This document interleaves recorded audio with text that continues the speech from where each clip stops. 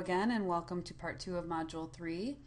So now that you've had a chance to go over your numbers with a fine-tooth comb and you feel really solid that you have a good set of numbers to work with, you have one of three scenarios. You either have a surplus, a deficit, or an extreme deficit. You might also be breaking even, although that's kind of an unlikely situation that you're right at zero. But so a surplus is you have a positive number, a deficit is you have a negative number, and extreme deficit, we will show you what that looks like. So let's look at some examples. Okay, so here's our surplus example. At the end of this, we will see that this budget or these actual numbers have a little over $100 surplus. I'm sure you can see that the actual income is $6,500, and you might think, well, somebody making that kind of money, shouldn't have any debt problems or wouldn't wind up with any debt problems because that's a pretty good income for monthly income. But the truth of the matter is that it does not matter how much money you're making. It matters how much money you're spending. And you can overspend at any level of income. And unfortunately, sometimes when you have a higher income, that means you get extended a lot more credit and you can overspend a lot more than if you have a lower income. So we're just going to look through this and see what's going on with this budget. So they have their $6,500 a month income. Because they have a high income, they have a pretty nice house. They're paying $1,500 a month for their mortgage. Kind of normal expenses, $100 for heating. Telephone, they have a pretty high telephone bill because they have 4 children and they have quite a few expenses in regards to cell phones and things like that. They went for the good cable package, so they got the $150 cable package. They have $100 for electric, and these are just kind of normal fixed expenses. $600 for groceries. They spend some money on personal care and grooming. They spend some money on dry cleaning. They have nice cars, so their lease payments are pretty high. Their gas is a little bit high because he has to drive a little bit far for work. They have doctor bills and dental bills. Car insurance, of course, is going to be higher because they have nice new cars. They have homeowners insurance and life insurance, and those are going to be higher than most other people because they have higher valued items. They also have a line of credit and credit card payments. And they have about $300 in credit card payments, which is due to about $20,000 in credit card debt. And you might think, well, how does someone in this, with this kind of income wind up with $20,000 in credit card debt? Well, we're about to see. So they're spending, they like to have some wine, so they spend about $100 a month on wine. They like to eat out, $250 a month. They go to movies, they go to sporting events, they spend money on entertainment. They have a little bit of charity that they give, and they have $200 a month in allowances. But this is what has really gotten this couple and this family in this situation is they spend a lot of money on vacationing, and they have, when they didn't have the cash to pay for those vacations, they have charged those things. And so that's how they wound up with $20,000 in credit card debt and a $10,000 line of credit. Not just vacations, there's a few other things, but that's probably the bulk of what got them into this problem. So we'll see in the next section how they can turn it around. And obviously, when you get to the bottom line here, you can see that they have a $115 a month surplus, and you might think, well, that's pretty good, they're doing okay. Well, not so much, because if, they have a car expense, the transmission goes out or something happens on an unexpected expense, that $150 is gone quickly. Plus, they have this credit card debt that they're really not doing anything, and this equity debt that they're not really doing anything to reduce, and these debt numbers have gone up over the years. So this is still a situation where people need to, turn it around and do something differently.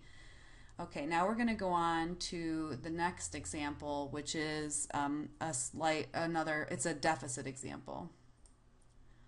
Okay, so here we are again, same spreadsheet. this couple makes a little bit less than the first couple, but that's their income. It just is what it is.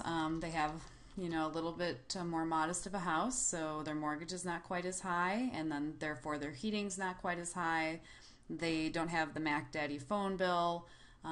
They do have a decent cable, so they spend their money on cable and these other things. They had an expense for home repair in the last month that was $200. It was an unusual expense, so that's, that is something that they don't always have to spend money on. So that's something to consider if you have any expenses on your list that are things that you don't normally spend money on. Otherwise, their expenses are pretty normal. They do spend a little bit of money on clothes. In this couple, the family likes to have designer, nice new clothes. So they spend, a decent amount of money there. And we'll look at how we can turn these things around in the next section. But we're just kind of going through the numbers and showing how this happens. They have cars, but they're not quite as expensive as the previous people. And their gas, they don't have to drive quite as far, so their gas is not quite as expensive either. Of course, their insurance is less because their things are not as expensive, right? And they don't have any home equity line, but they also have a decent amount of credit card debt that they are just paying the minimum on. As you can see when you get down to the bottom line, they like to eat out, so they spend a good amount of money on that, and they go out during the month. They have a reasonable amount for allowance, and then they have another $200 in other expenses.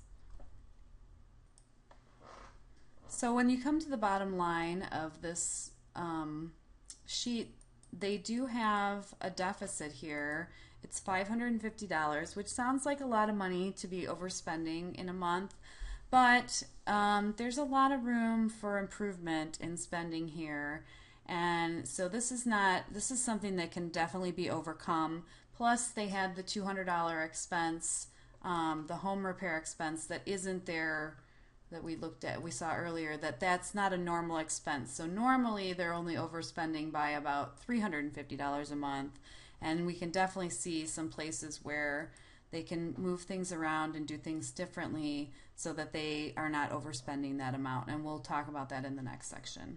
Now let's go look at an extreme deficit.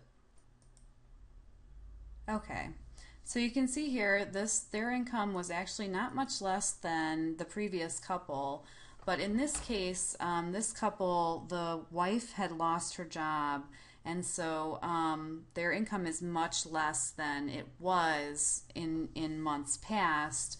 And so they had extended a lot of credit, and now without her income, it's getting really challenging to pay their bills.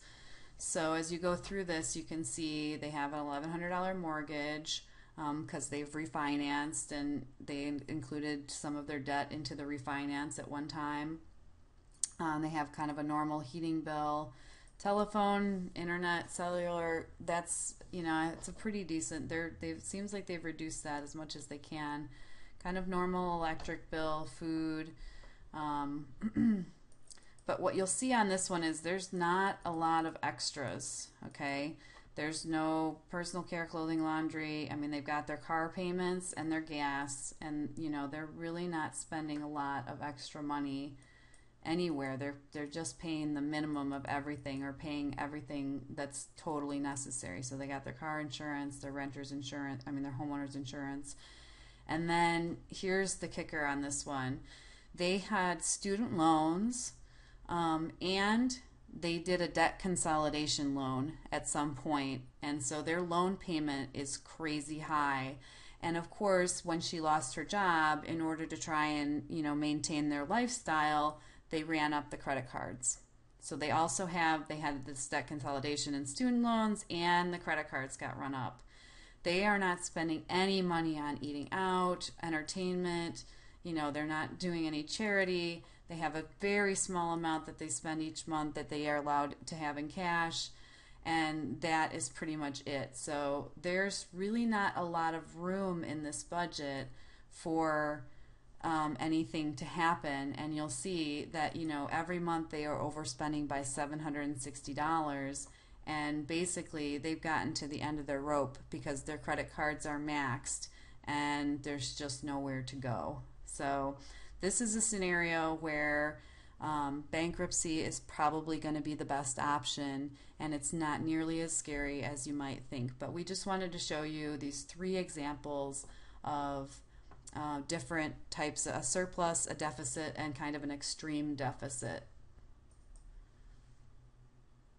So as you can see from the examples, even people with high income can have debt problems. We're going to go over these examples again in Module 4, and we're going to show how each of these people in these situations can make adjustments to get to their destination. So in Module 4, I'm going to show you how to do that, and you will be able to create your own map to financial peace of mind. That's the destination, and we're headed there quickly.